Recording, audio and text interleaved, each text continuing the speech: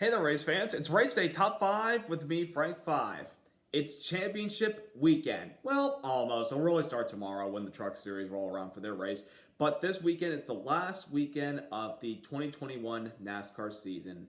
It is almost coming to a close. And today, I'm going to be previewing the top 4 drivers that will be battling for the championship for the NASCAR Cup Series this upcoming Sunday in the season finale 500. 4 drivers, each with a lot of things on their mind regarding trying to win a championship, a lot of storylines surrounding them. So we'll talk about them right now. The first one, obviously, is Kyle Larson, the championship favorite entering this weekend. What a year it's been for Kyle Larson. If you think back to what happened to him last year, when he had the incident during the pandemic, when we all didn't know if we would be able to be back in a race car, he was caught in an iRacing event for using the N-word, and that caused him to be suspended from NASCAR indefinitely, and he was fired from Chip Ganassi Racing. And at that point, we all were wondering, would that be the last time we'd ever see Kyle Larson in the NASCAR Cup Series? Would we see him in NASCAR again? He took time over the break from NASCAR after being suspended indefinitely to go run some dirt races. He took off of social media for a while, and then he reemerged and he apologized and said that he is doing sensitivity training, working to be a better person. And Rick Hendrick took a chance on him by signing him to drive for Hendrick Motorsports in 2021 in the number 5 car with sponsorship from HendrickCars.com and Hendrick Automotive, which is something that Rick Hendrick owns, obviously.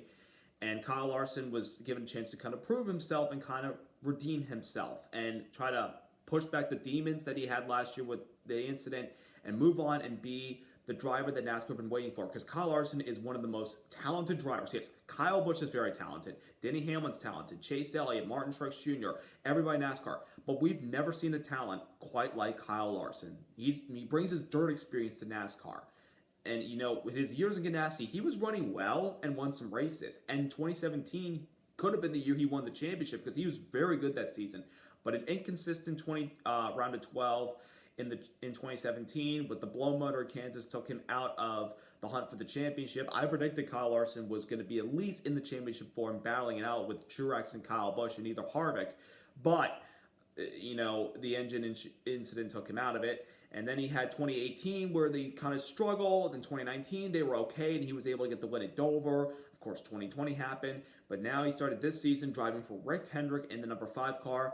And this marriage has just been unbelievable, to say the least. Kyle Larson started out the season with the top 10 finish in the Daytona 500, and then in his 4th race of the season back in NASCAR, he won at Las Vegas. And he's been very good at the tracks this year with the 550 horsepower package, and the 750 horsepower package has also been very good to him too. Of course, he's been very good on the road courses this year. Him coming to Hendrick and, you know, running these road course races, I think kind of helped him. And also you have a teammate who's not only the defending Cup champion, but the best road course racer in NASCAR currently. Have him as a teammate to kind of build on your experience as a road course racer is very, very important. And Kyle Larson was able to take that, and he was able to win more races. He ended up winning the Coca-Cola 600. He won the All-Star race. He won Sonoma. He won Nashville. I mean, he's just won so many races this year. I can't count how many times he's won, honestly. He has 9 wins in the season. He won again after the break at Watkins Glen, holding off his teammate coming at the very end from starting at the back of the field. And then he would win again at the Bristol night race, where I attended the race, of course, where his teammate and Kevin Harvick had a little drama fest. Larson was able to win that event. Then he would go on to win the Roval. And then he started out the round of 8 by winning at Texas and Kansas, locking himself into the championship 4. I mean, Kyle Larson has just been so dominant this season. It's just no way to script how good he's been. He kind of has the chip on his shoulder, the bullet on the back of his car, as he is the favorite, and those other 3 would like to dethrone him. Is there a possibility they could take him down? We'll see what happens. Kyle Larson does enter this race as the favorite, and what a story it would be for him to not run really the rest of last year with the indefinite suspension, and to get reinstated this year, drive for Hendrick Motorsports, and arrive as one of NASCAR's superstars and a champion would be an unbelievable story. So that's the story on Kyle Larson. The next one would be Chase Elliott. He comes in as the defending NASCAR Cup Series champion. Now, there's been once in this new format of the playoffs that only one driver has been able to win at least more than one championship in this format, and that was Kyle Busch, winning it in 2015 and in 2019. Chase Elliott is looking to become the first driver to win back-to-back championships since Jimmy Johnson won 5 in a row. It's highly possible. And for Chase Elliott this year, you're seeing a champion that has been consistent and also more mature than I think I've ever seen him in his entire life. Even before last year with the winning the championship. He started the season finishing second in the Daytona 500. They had a couple of okay runs. They had a couple of bad runs, but they looked past that. Then their first win of the season came at Circuit of the Americas and NASCAR's first trip to that facility. Racing in the rain, he was able to hold off Kyle Larson and all the other guys, and then the rain came down heavier than it had all day, and they decided to call it short, and Elliott was the winner. And then he would follow that up with a couple more races where he'd have a chance to win. Really around by the time of the month of May, the 9 teams started to get their groove together and start being championship contenders with his teammate Larson. He came close to winning the Coke 600, finishing second to Larson, finished second at Sonoma, and also had a chance to win the $1 million at Texas in the All-Star race, but ultimately ended up finishing third. Then they went to a summer slump, which has happened with this team before. But after the summer break that they had for a couple weeks, because NBC also had to broadcast the Olympics out west in another country, that doesn't really matter at the moment, Elliott was able to accumulate a second-place finish at Watkins Glen after having to start at the back of the field because of failing pre-race inspection and also having to pit under green due to flat spotting his tires, but he had one of the fastest cars, had a chance to get back up there, just couldn't get the job done. And they had a couple of races where he won some stages. He won it at Michigan. He won at the regular season finale at Daytona and almost won that race. Was caught up in that big wreck at the end, and he ended up getting an 8th place out of it. And the playoffs have just been, balancing two people on a seesaw. It's been good at times. It's been bad at times. It's just been average.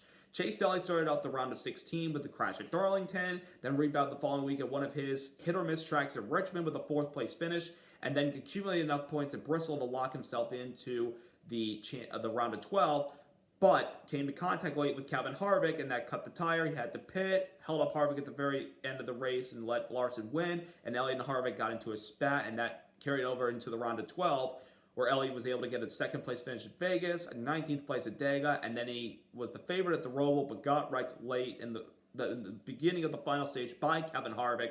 But they fixed the car and they rallied to finish 12th, while Harvick shot himself in the foot by heavy braking into turn 1, locked up and hit the wall, taking him out of it. Chase Elliott has been very consistent in this round. A nice 7th place finish at Texas after starting at the rear. A 2nd place finish to his teammate Kyle Larson in Kansas. Had a chance to get him late. He was running him down, but he scraped the wall 3 times, 3 consecutive laps off of turn 2, and they had to settle for 2nd place. Then he won both stages at Martinsville, had the dominant car, and locked himself into the championship for the first driver out of the 3 that the other 3 that was the 3 that was supposed to do it on points possibly. He locked himself in, and he had speed in that race. And last year, think back to Chase Elliott. He won the championship. How did it happen? He started at the back of the field, then he worked his way through the field and got to the top 5 by the end of stage 1, got to 2nd place by the end of stage 2, and dominated the final part of stage 3 and would go on to be your 2020 NASCAR Cup Series champion. So can he win back-to-back? The pressure's on him and Alan Gustafson, and Alan Gustafson said in a recent interview that you can't look back on the success and how you got here earlier this year. You have to focus on the here and now, and he's absolutely 100% right. Forget all the other races so you can accumulate some of the notes you took. Nothing is ever guaranteed, so they got to be on their A game if they want to defend their title. And I think with last week, with the speed they have and the 750 horsepower package that has been pretty good to them this year, they have a legitimate chance. Then the next story is Denny Hamlin, the bridesmaid. He's been so close so many times to winning a championship. Denny Hamlin, when he came to the sport in 2006, he was a very talented driver, but we didn't expect that kind of talent to make it to the playoffs in his rookie year and finish 3rd in the point standings. Then he had a chance to win again in 2010, battling it out with Jimmy Johnson and Kevin Harvick. It didn't go well for him in the final race at Homestead, where they struggled a lot and they kind of ran into the grass and damaged their front splitter. They settled for a top 20 and ended up losing the championship to Jimmy Johnson. Then they had a chance again in 2014, where they were the first of 4 drivers in the new playoff format to make it to Homestead to battle for the title, but finished 3rd behind Kevin Harvick and Ryan Newman. Then 2016, he wins the Daytona 500 in one of the closest finishes in 500 history, one of the most exciting finishes in NASCAR history. That would carry on into the playoffs, where he has a couple good runs and some wins in the middle of the season. But when it came to Phoenix, they didn't really have the speed, and they got eliminated from making it to the championship 4. Same with the following year, after having run-ins with the 9 car and, making his fans really upset. Denny Hamlin got wrecked late at Phoenix and took him out of the championship 4. Then in 2019, started out the year by winning the Daytona 500 again for his good buddy J.D. Gibbs, who passed away in the offseason. That was his career year. He was so good, winning all these races, being consistent, running up front. It looked like he was going to be the guy to do it. Remember, Denny Hamlin won this fall race in 2019, but that was back when it was trying to decide who was going to make the championship 4 going to Homestead. This is the championship 4 race. Hamlin won that race that year, and then last year he made the championship 4 by winning the Daytona 500, being one of the 2 dominant drivers all season long with Kevin Harvick, who ultimately didn't make it. Denny Hamlin had a good start at the beginning of last year's race, but as the race progressed, they struggled with the handling of their car and finished dead last of the championship 4 contenders in 4th place. Is this finally the year? Now, of course, does the distractions of last week with what happened with him and Alex Bowman at the end of the race, battling for the win, him being upset at Bowman, calling him a hack, saying he's terrible, he's worse than his other 3 teammates, and also having the business of running a NASCAR team. He co-owns 2311 Racing with Michael Jordan, having Bubba Wallace as his driver, and they're trying to get a second charter for Kurt Busch to drive next year, so they can be locked into every race and not have to worry about trying to qualify. So there's a lot of pressure mounting on Denny Hamlin right now. The pressure of trying to finally win a championship. The pressure of trying to acquire a charter for 2311 Racing's second entry for next year. And also, let's not forget, I think that the incident from last week is still looming over him right now. Has he forgotten it? Will he move past it? There's a lot of question marks surrounding Denny Hamlin about that situation. But if he finally pulls through this weekend, this is going to be one of the most unbelievable moments, and probably Denny Hamlin's most memorable moment of his entire career. We will see if he can pull it off. And then finally, the final contender is Martin Truex Jr., the 2017 NASCAR Cup Series champion. This season, Martin Truex Jr. has been very consistent, winning races mostly on the tracks with the 750 horsepower package. High horsepower, low downforce. And early this year at Phoenix, who won?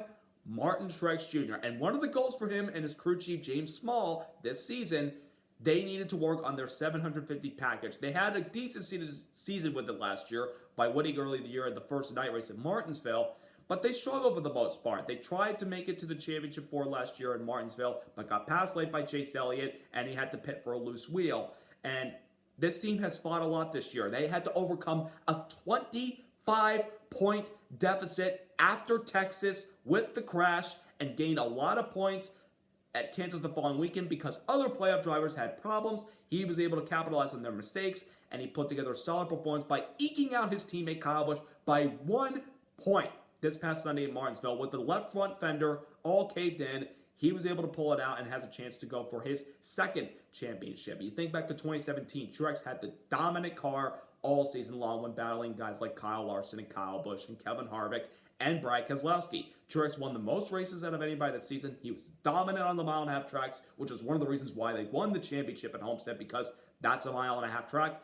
This is a short track, and one of the things that Truex has been trying over the years was to win at a short track. He finally did it at Richmond in 2019. He would do it again in Martinsville later in the season, and he had a win at Martinsville again last year. He's been very good at the short tracks this year, winning at Bristol and Martinsville, and also Richmond as well.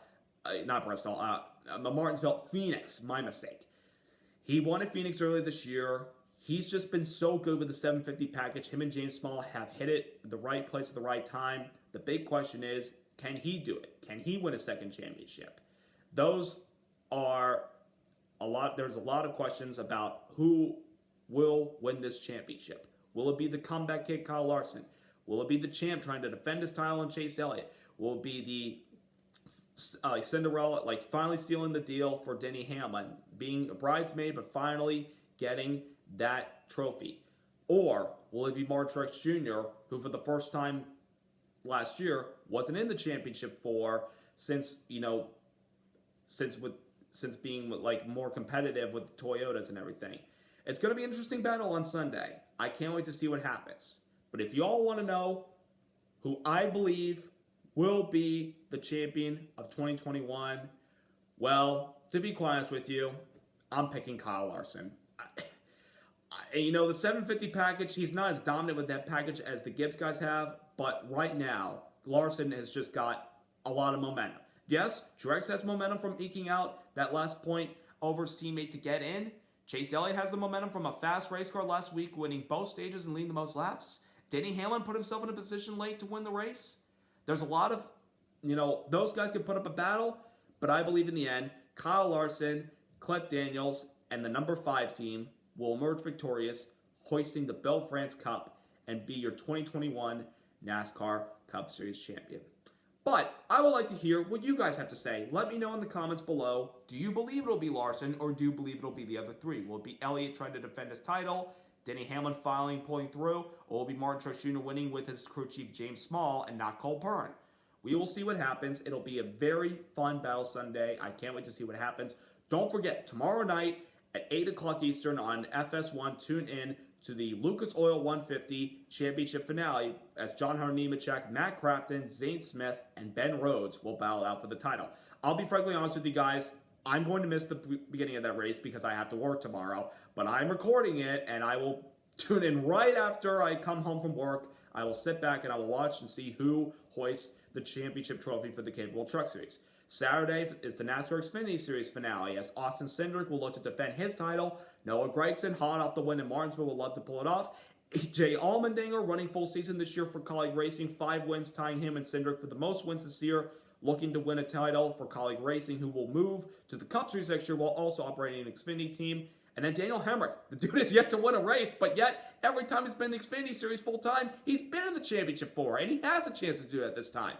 Which one of those guys will win the championship? Who knows? Tune in 8:30 p.m. Eastern Time on NBCSN for the Xfinity Series Championship finale to see who will be your Xfinity champion. And of course, Sunday, 1:30 p.m. Eastern Time on NBC. Tune in for the Countdown to Green, and then 3 p.m., the season finale 500 as Kyle Larson, Chase Elliott, Denny Hamlin, and Martin Truex Jr. will battle out for the title.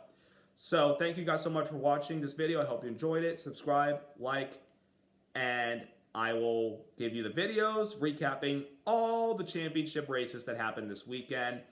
Have a great day, everybody. Championship weekend is finally here.